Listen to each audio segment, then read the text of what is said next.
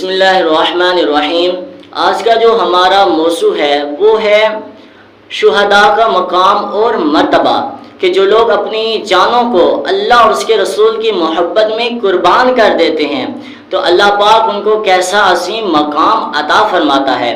اور دوسرا عبد القیوم کا واقعہ کہ عبد القیوم ایک عاشق رسول کراچی کے رہنے والا تھا، سادہ زندگی بسر کرنے والا تھا، اور جب اس کو معلوم ہوا کہ ایک شخص آقا کریم کا گستاخ ہے اور اس کا آج عدالت کے اندر فیصلہ ہونا ہے تو عبد القیوم عدالت کے اندر پہنچا اور اس نے گستاخ کو کیسے قتل کیا، پھر اللہ پاک نے عبد القیوم کو کیسا مقام عطا فرمایا، اور اس کے بعد عبد القیوم کے جنازے میں کتنے لاکھوں تھے جنہوں نے نماز جنازہ عبد القیوم کی ادا کی۔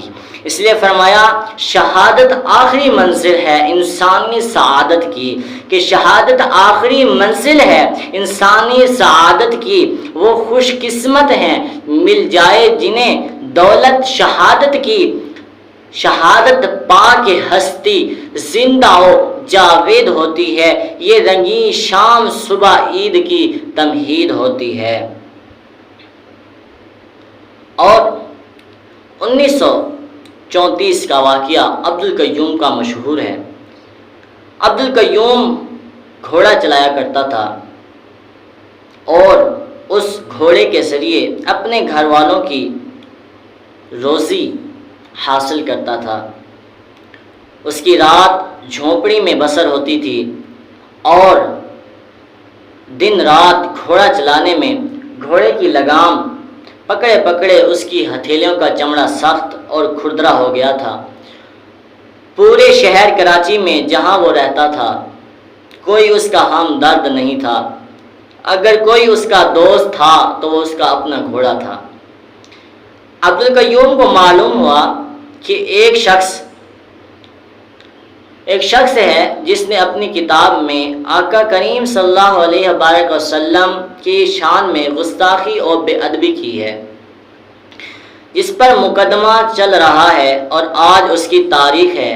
تو عبد القیوم فوراً گھوڑا لے کر کچہری کی طرف چل پڑا، ایک کنارے اپنے گھوڑے کو کھڑا کر دیا اور فاتحانہ شان سے چل کر جج کے کمرے میں پہنچ گیا جو آدمیوں سے کھچا کھچ بھرا ہوا تھا۔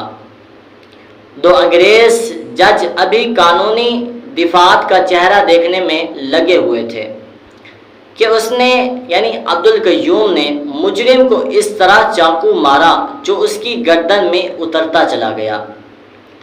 لاش تڑپ کر ٹھنڈی ہو گئی اور عبد القیوم نے بغیر کسی ڈر کے اپنے آپ کو پولیس کے حوالے کر دیا۔ عبد القیوم جو اپنے ہی شہر میں اجنبی تھا اور کوئی اسے جانتا پہچانتا نہ تھا، تھوڑی ہی دیر میں صرف کراچی نہیں بلکہ پورا ہندوستان اسے جان گیا اور سارے مسلمانوں کی محبتوں کا مرکز بن گیا۔ اسے ضمانت پر چھڑایا گیا اور مقدمہ شروع ہوا۔ وقت کے ماہر قانون دانوں، بڑے بڑے وکیلوں اور بین الاقوامی شہرت رکھنے والے بیرسٹروں نے عبد القیوم کے مقدمے کی پیروی کرنا چاہی اور اس سے کہا بس اپنا بیان ذرا بدل ڈالو، ہم تمہیں بچا لیں گے۔ کہنے والوں نے بہت کہا، منت سماجت کی اور بہت کہا، مگر عبد القیوم کے پاس ہر شخص کے لیے صرف ایک جواب تھا۔ وہ کون سا جواب تھا؟ آئیے سنیے۔ فرمایا کہ میں نے جان بوجھ کر مرتبہ شہادت خریدا ہے، آپ اس نعمت سے مجھ کو محروم کرنے کی کوشش نہ کریں۔ میں اقبال بیان بدل کر اپنی عقابت نہیں خراب کروں گا۔ عبد القیوم کی رہائی کے لیے مسجدوں میں دعائیں کی گئیں، عورتوں نے منتیں مانی اور بوڑھوں کے لرزتے ہاتھ، نوجوانوں کے دل اور بچوں کی اداسیوں کے مالک کے حقیقی بنے، اور اس کی زندگی کی بھیک مانگی جا رہی تھی، مگر عبد القیوم ہی کی تمنا پوری ہوئی۔ قانون کے محافظوں نے اس کی موت کا حکم سنا دیا، وہ موت کے جس پر ہر دل غم زدہ اور ہر گھر ماتم کدا بنا ہوا تھا، جیسا کہ اسی کے گھر کا المیہ ہو۔ پھر جب عبدالقیوم کا جنازہ اٹھا تو اس میں یعنی عبدالقیوم کے جنازے میں 25 لاکھ سے زیادہ آدمی شریک ہوئے۔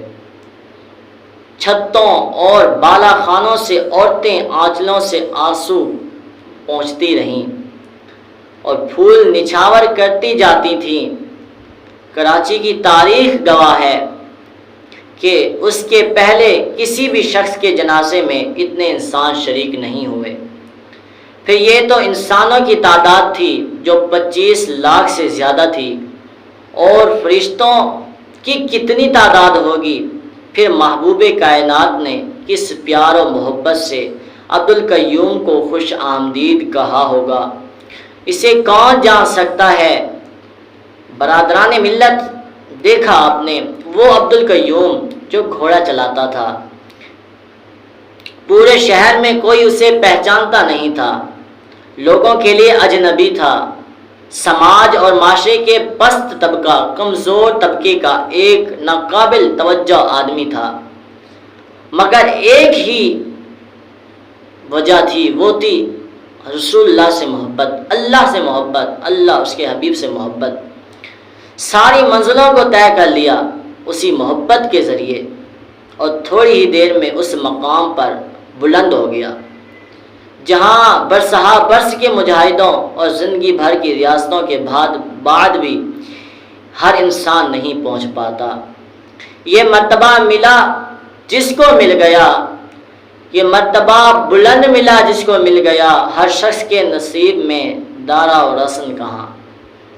اور جب عبدالقیوم جیسے ایک معمولی انسان رائے حق میں شہید ہو کر لوگوں کے دلوں کی دھڑکن بن گیا تو سید الشہداء حضرت امام حسین، جو محبوب خدا سید الانبیاء کے نواسے ہیں، علی المرتضیٰ کے لخت جگر ہیں، فاطمہ الزہرا کے نور نظر ہیں، اور جو تمام عزیز و اقارب یہاں تک کہ جوان بیٹے علی اکبر اور شیر خوار صاحبزادی علی اصغر کی دردناک شہادت کے باوجود ہمت نہیں ہارتے اور راہ حق میں قربان ہو گئے، وہ شہید ہو کر ہمیشہ کے لیے مسلمانوں کے دلوں کی دھڑکن بن گئے اور ان کی محبتوں کے مرکز ہو گئے۔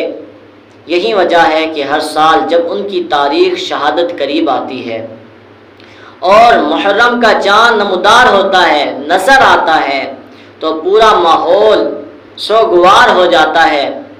ان کی یاد لوگوں کے دلوں کو تڑپا دیتی ہے، جگہ جگہ ان کے ذکر کی مجلسیں قائم ہوتی ہیں، کھانے کھلائے جاتے ہیں، سبیلیں قائم کی جاتی ہیں، اور طرح طرح سے ان کی بارگاہ میں نظر و نیاز پیش کی جاتی ہے، اور انشاءاللہ یہ سلسلہ قیامت تک ایسے جاری و ساری رہے گا، یزیدیوں کی 1000 مخالفت کے باوجود کبھی نہیں مٹے گا، رہے گا یوں ہی ان کا چرچا رہے گا، کہ رہے گا یوں ہی ان کا چرچا رہے گا، پڑے خاک ہو جائیں جل جانے والے۔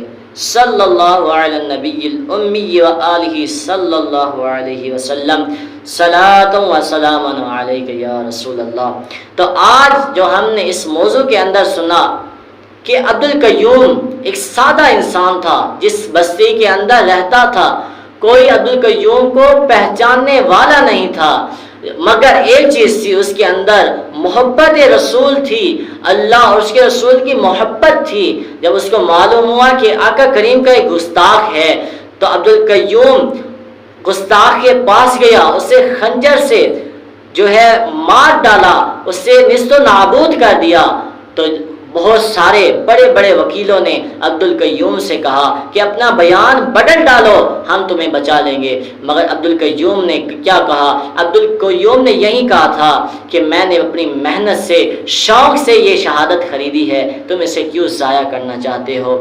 تو عبدالقیوم کا فیصلہ سنا دیا گیا پھانسی کا، عورتیں، بچے، بوڑھے سب رونے لگ گئے، دعائیں کرتے رہے یہاں تک کہ حکم پھانسی کا سنا دیا گیا۔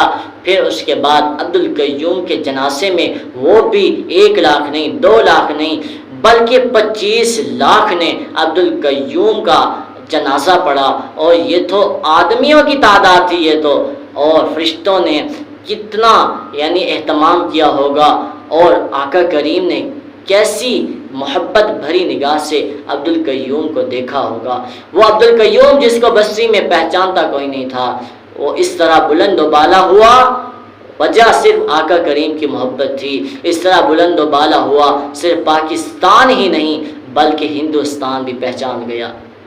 یہ تو عبد القیوم تھا، باقی تو حضرت امام حسین جنہوں نے اپنی آنکھوں کے سامنے سب کچھ دیکھا، تو ان کا کیسا عظیم مقام ہوگا۔